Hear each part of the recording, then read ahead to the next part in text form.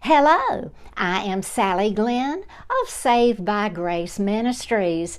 Please share and like our video and subscribe to our YouTube channel. And mine too, don't forget. That's right, Eli has his own video channel. I have Eli with me today. He's my grandson, and he is going to help us make spiritual sandwiches. See, we have all the things that we need right here. That's right. Now, my title this time is Making Spiritual Sandwiches with Eli. A friend shared this lesson that she learned from her father, how to make sandwiches. Have you ever had a hard message to deliver without knowing how to say it? That's when you make a sandwich. There's an art to making sandwiches. First, you speak a compliment. Second, you say the thing that's hard to say. Perhaps it's prophetic or corrective, but it's the thing that you want the person to receive.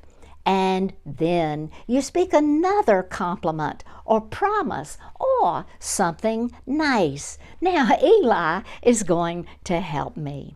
First, we have a compliment represented by our piece of bread. And then what do we have, Eli? This piece of turkey that represents the hard thing. That's exactly right. And then we have another piece of bread, which represents another compliment or promise. Yes, it surely does. And then we have a wonderful turkey sandwich. Not that. This. Oh, yes. Jesus knew just how to make sandwiches. In his letters to the 7 churches in Revelation, chapters 2 and 3, you can read just how he did it. We're going to take an example. The first example is the church in Ephesus. Revelation 2, verse 2 and 3. I know your deeds, your hard work, and your perseverance. I know that you cannot tolerate wicked men, that you have tested those who claim to be apostles but are not, and have found them to be false. You have persevered and have endured hardships for my name, and have not grown weary. So we have a compliment. Now, he continues, I hold this against you. You have forsaken your first love. Remember the height from which you have fallen. So we have the turkey, don't we? Or the hard thing.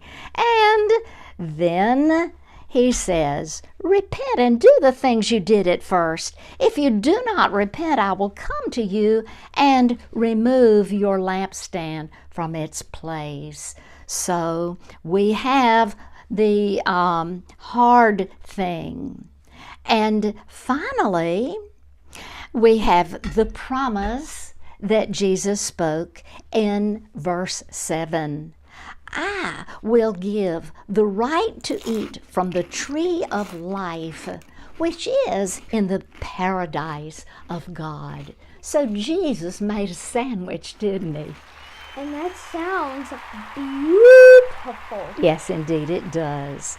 All right, we're going to have another example.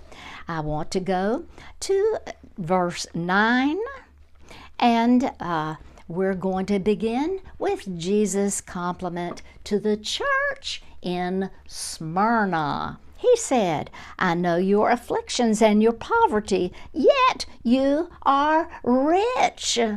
Now, he says the hard thing, the correction.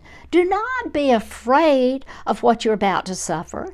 I tell you, the devil will put some of you in prison to test you, and you will suffer persecution for 10 days.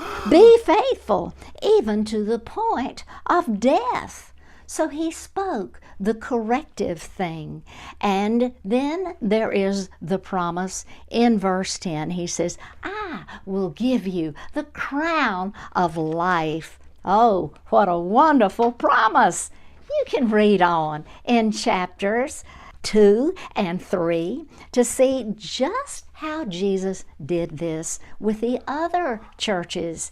He knew how to get his point across, and we would all do well to learn from Jesus. Amen, Eli? Amen. Yes, let's pray. Father God, thank you for sending Jesus. Lord Jesus, thank you for taking on our sin and dying in our place. Lord, I thank you that you are such a good example for us, the very best example in every way. Lord, I look to you now. Help me to be more like you. It is in your name that I pray. Amen.